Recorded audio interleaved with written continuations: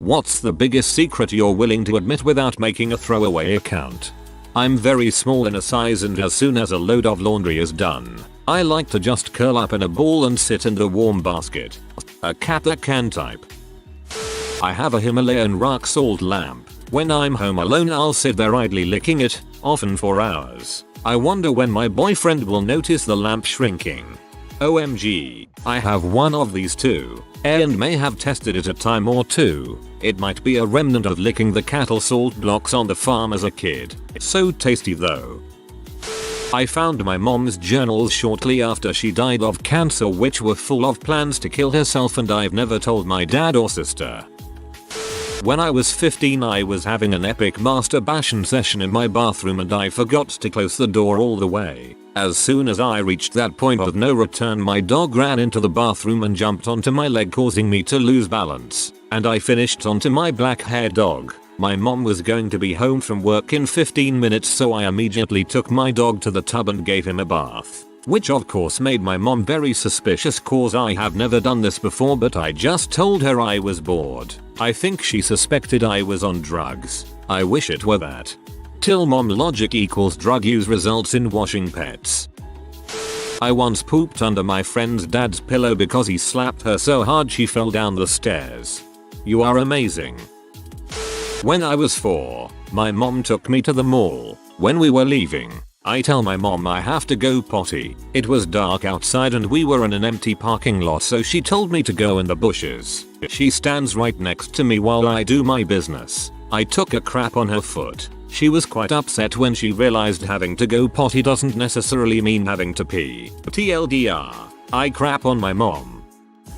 I went to university and didn't pay for any of it. I just showed up to class and took a seat. On my third month and second paper, the prof approached me and told me she couldn't identify me nor find my ID number. I shook her hand and walked out of there. Philosophy. Nothing gained, nothing lost.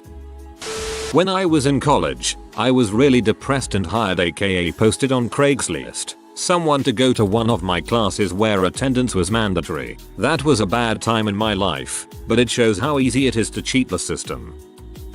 I secretly fantasize about a girl in my class. No, not in the normal way my wife wouldn't like. This girl in my class, she taps her boot incessantly against her chair, every freaking day. Tap tap tap tap tap tap tap tap tap tap tap like a chihuahua with an epinephrine addiction. I fantasize about duct taping her foot to her face and flinging her out into the hall. Maybe she'll be lucky enough to encounter someone that knows Morse code and can help her out of her duct tappy prison. Or maybe a bear. Who the frick does that for a straight house at Alright, this is a little bit on the sexual side, but I used to do some online stripping, and my cousin and I had a plan to get more money from the guys. She would pretend to sleep and I would get online and start saying things like, "Oh, I wish I could strip right now, but my cousin is asleep in the room with me and I don't want her to wake up and see me stripping online." That would be awful. The guy would beg and beg and beg. So I said for an extra 100 I would work like a charm. It boggles my mind that people would pay that much money for stuff like that. My wife works a night shift as a nurse. As a result, on the days that she reacclimates to her normal schedule, she'll often fall asleep on the couch. When she does, I will often rearrange little things that she leaves around the room. Her phone, glass of water, TV remote, etc. She's convinced she's either sleep reorganizing or that the cats are malicious. Don't feel bad. She dishes out pranks with some serious vengeance in her own right. I've had sex with a guy. I'm a married father of 3. My wife had an abortion when we were younger. I like to get into the military. I have been masturbating way before reaching puberty. Joined the club. I used to lay on my stomach to watch TV, and dang did it feel good to press my hips against the ground, realizing how obvious it had to have been to my parents. Cringe. I'm a 27-year-old male. I work in construction and live with my girlfriend. I cannot go to sleep without watching SpongeBob SquarePants. I watch it every night on my tablet after she goes to sleep. When I was 4, I crap in a cup in the shower. I didn't feel like getting out and taking a toilet poop, so I grabbed a cup my sister used to give my baby sister a bath. After my shower, it was my baby sister's time to take a bath. Mid-bath my sister took a log of poop to the noggin. There are naked photos of me all over the world. I was celebrating Mardi Gras out of state and I got obliterated. I also got naked. Lots of college girls in my dorm ended up taking lots of photos of me even after I went back to my room and passed out in bed. They used my suite mates to get in. A few of them told me about it and showed me the pictures when we started our spring break at the end of the week. I asked them to delete the photos. They agreed, but when we got to Jamaica their phones and cameras were stolen. We did iPhone search and saw some in Brazil, Mexico, and Colombia. Some Jamaican were probably wondering why some crazy naked white boy had filled up the phones and cameras. You heard me till white boy. When I was in high school, strict Catholic high school, I brought a packet of cigarettes to school. One of the cool kids saw it in my bag and asked for one, so I gave it to her. She told her friends that I had cigarettes and they all came to me asking for some. I felt popular for the first time in my life, so I handed them out and felt all cool and stuff. One of the kids got caught by a teacher with a cigarette that I gave her and she told the teacher that she got it from me. I got called into the school counselor's office and I knew I was going to cop heck for this, so I made up a story about how I was always sad and had no friends and I thought that giving out cigarettes would make people like me. Then I ratted out everyone that I gave them to. All of their parents got told and they all got suspended. I didn't even get a lecture because I was troubled and just needed a little help. I've only told 2 people this in my life, so here goes. The summer before my freshman year of high school I lost my virginity to my aunt. A few times I've made posts to Artil that ended up getting a lot of upvotes, but the things I posted, I'd actually learned them a few days prior. I use the handicap stalls in public washrooms because they're luxuriously big, and I've never seen anyone use them who wasn't able-bodied. That's not necessarily a bad thing. They're handicapped accessible, not handicapped only.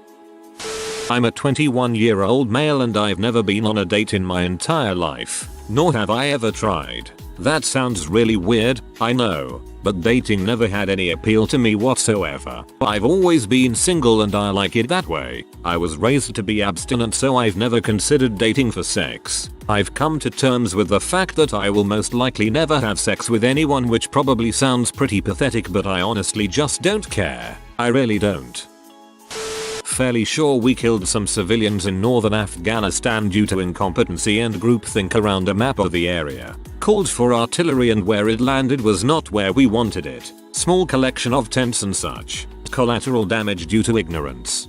Suddenly this thread isn't as fun anymore.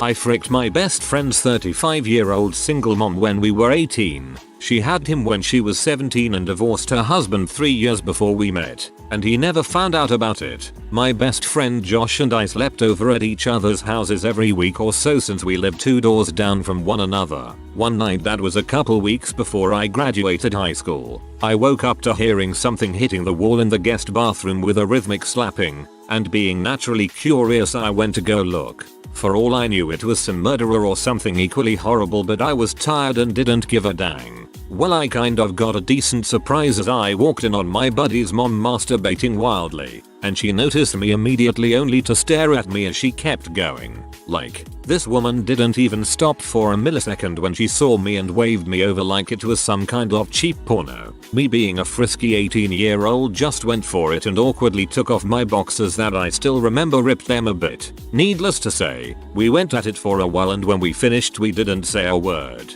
I had scratches all over my back, a shaky leg, and a stupid smile on my face. To this day I think my performance was subpar, but we both got a rush out of it, so it kind worked itself out. Went to bed and the next morning I woke up to my buddy going, dude, what the frick? Apparently some of the scratches were pretty deep and I bled on the tan carpeted floor in my sleep, prompting my friend to freak out. When he told his mom, she did nothing but giggle like a kid and just kept throwing me lip biting faces the whole morning while she cleaned it up.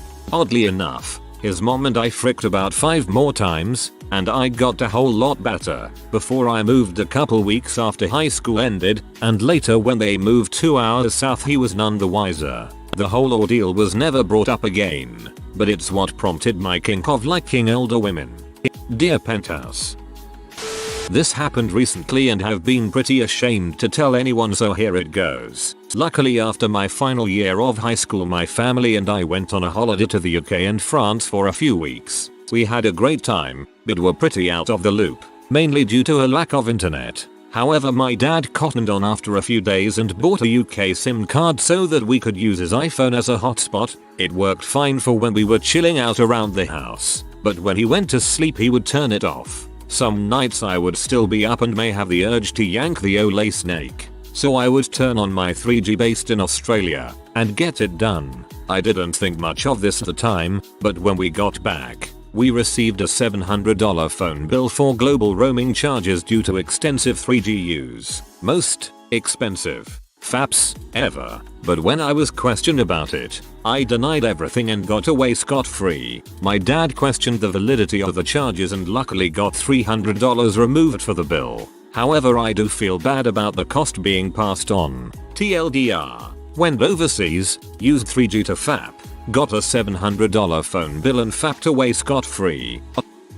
I have epilepsy. I'm on my 4th set of medications after breaking through the last 3 in fear that one day I'll have a seizure at the wrong place and time. Every note, text, or conversation with my wife and kids ends with me telling them I love them because that's the last thing I want them to hear me say. What they don't know is that I secretly record video advice for my wife and children meant to be opened at milestones during their lives. This is very touching, and I do hope that you will keep on leading a full, happy life with your family. I really wish this for you. Internet hug. I found a shared network when I lived with my sister and the only folder in it were pictures of my sister and her boyfriend having sex. It was a very odd discussion with her. In 2nd grade I wrote the word frick in the condensation on the bus window and then quickly erased it. I was so worried the bus driver had seen and would write me up that afternoon that I faked a stomachache and had the nurse call my mom to come pick me up. It's been almost 20 years and I've never told a soul. I had a 20-year crush on my brother-in-law, my sister's husband. I have my own husband of 24 years, but my brother-in-law is tall, dark and handsome, and funny and caring.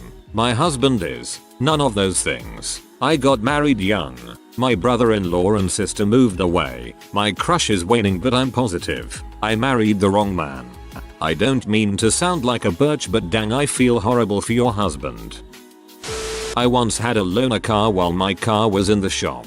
I was coming home one day around 11 AM when some old guy pulled out in front of me. I immediately swerved to avoid T-boning him and I slammed into a tree going 50 miles per hour head on.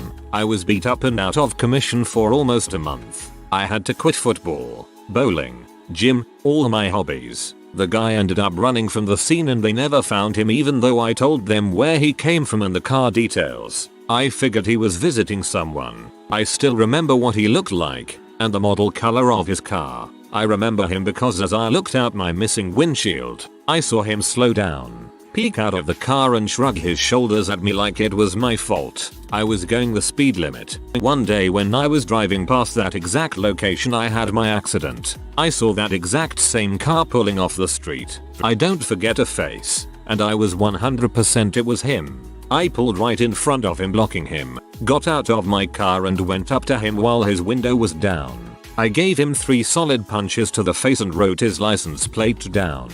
This happened almost 1 month ago and now the accident is back under investigation now that I have his license plate. The cops asked if I beat the guy up and of course I denied it. Beat up is a strong word. He has a shiner and a bruised cheek. He'll be alright. There is my secret. Nothing major imo.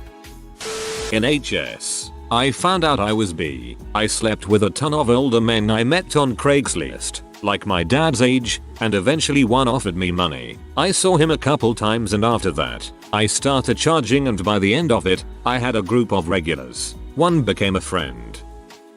I can't do basic math. If you asked me what 17 and 13 was I wouldn't be able to answer, and even if I counted with me hands I'd probably mess up and have to start all over again. I don't regret that the man I used to love died in a vehicular accident. It's not that I didn't love him, or had a bad life or whatever. It's just that my life now with my husband and job and lifestyle is more than I could have hoped for with my previous partner. He was a lovely man, but had no ambition. I honestly would have been content with traveling as stupid hippies together, because I enjoyed my time with him and our friends. But looking back on it now, I've unleashed my potential without him, and have built a better life where I won't have to rely on government handouts, or sleeping on friends' couches. A lot of friends I know of this account, and would be kind of horrified if they ever found this. But I guess if they want to bother knowing about my Reddit history, they may as well find out the whole truth. I like this one because it shows how we can become literally different people over time. I have genital herpes. I got them from a cheating ex. I have medications to control it. My boyfriend now does not have it and we plan to keep it that way. Also, if I find out who my ex is dating, I'll Facebook her to tell her that he had it because he doesn't ever tell anyone and doesn't see the problem. My 2 biggest secrets. I zipped my dong in my jeans when I was in 8th grade. I have to convince girls I don't have herpes when they see the scar on my dong. I stopped selling weed coke to get a job and be a responsible adult. It was a terrible decision. I have a legitimate business and all I want to do is sell weed and coke. When I was like 14, I was sleeping over at an aunt's house with my little sister. I found a baby chick that my little cousin had been keeping as a pet. The chick was near death, wet, lying on the floor of its cage in its own feces with ants crawling on it. I took it out, cleaned it and dried it off and kept it warm, and within just a few hours it was back to a happy, healthy looking baby chick, hopping around all full of life. I loved it so much I kept it in bed with me. I fell asleep, I ending up squishing the poor thing to death with my leg in my sleep. I was so devastated and traumatized that I ran in the bathroom and cried. When my parents found us, I blamed it on my little sister. I felt too guilty, too ashamed. My mom still thinks it was a TLDR, accidentally killed a baby chick and blamed it on my little sister. Anytime I'd come over to my wife's, girlfriend at the time, apartment, I'd wipe my dong on her decorated towels. They were these lame butt towels from Target with lettering on them that said something like "Good Clean Fun." One day I had the door open to wash my hands and I started to dry my hands with those towels. She said I couldn't use those towels because they are decorative. Then she made me use this grungy looking towel to dry my hands off. After that, every time I came over, I'd wipe my dong all over those stupid freaking towels. I used to crawl around in the sewers of my town as a teenage boy, not to play Ninja Turtles, but to find manhole covers that girls walked over.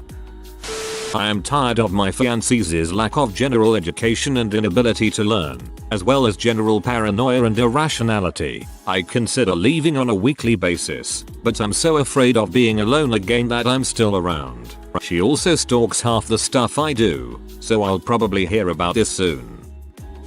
My wife likes to shout questions from another room and she usually can't hear me unless I'm right next to her, so I will reply with incoherent non-word vocalizations until she comes close enough to hear. Also, the acoustics in our house are not conducive to talking to people in other rooms. I don't know what my major malfunction is, but I've always wanted to be a survivor of some random, senseless, traumatic act of mass violence. Whenever I hear news reports on another school shooting or mall shooting, I'm utterly disgusted and usually in a state of shocked sadness. Sandy Hook had me in tears for days, but at the same time I end up having fantasies of being there, being a survivor and having an impressive story to tell people. I'm sure if it actually happened I would defecate in my underwear and beg for my mother though, so no illusions there.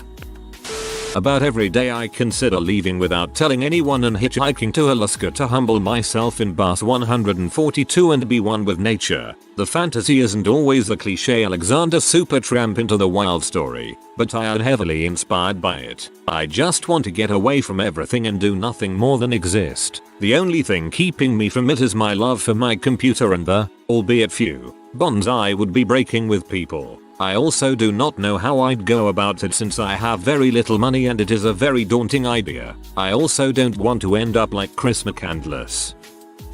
When I was in elementary school, our computer system used one login for all adults, teachers, librarians, etc., and one for kids. Well, being the overly curious kid I was, I watched the librarian really closely as she logged in one time. I was about 10, so she didn't really think twice about logging in front of me. As soon as our class went to the computer lab to do an activity, I logged onto the adult user profile instead of the child one and promptly changed the password. Then logged out and went to the activity we were supposed to be doing. About an hour later, when we're back in the classroom, the teacher is having trouble logging in. She calls the office and it turns out it's a school-wide problem. No one can seem to log into the adult account. At first, they assumed it was a network problem, but about 3 hours later, once an IT guy had driven over, they march us all back into the computer lab and tell us to stand by the computer we had been working on. I, sensing the potential for trouble, go and stand by a different computer. They keep asking us if we're sure we're at the right computer while secretively glancing at the computer I had been on, but none of the students budge an inch. Eventually, they give up and we go back to our regular day, but after that, the adults were always very careful about who was standing near them when they logged in. I wrote my sister's suicide note for her. It was fake. No one was taking her seriously at the partly due to having no insurance. She was admitted for days instead of being sent home after 24-hour suicide watch. So I guess it kinda worked. When I was a kid, I saw my uncle smash a guy on the head with a really big rock at a party. 20 minutes later, I saw all the adults standing around the guy who was laying on the floor with a lot of blood coming out of his head. He didn't appear to be moving. When they noticed me watching, they sent me to a neighbor's house a half a mile away. 3 months later, we go back to that house and the room the guy was laying in was demolished and different people were living there. I asked about the guy that lived there before and my dad straight up punched me in the mouth. TLDR. I think I saw my uncle murder a guy.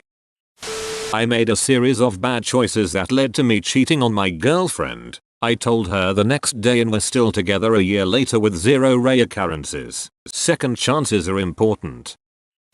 If you are new to the channel, you can subscribe. I publish new videos every day. Until then, check another video.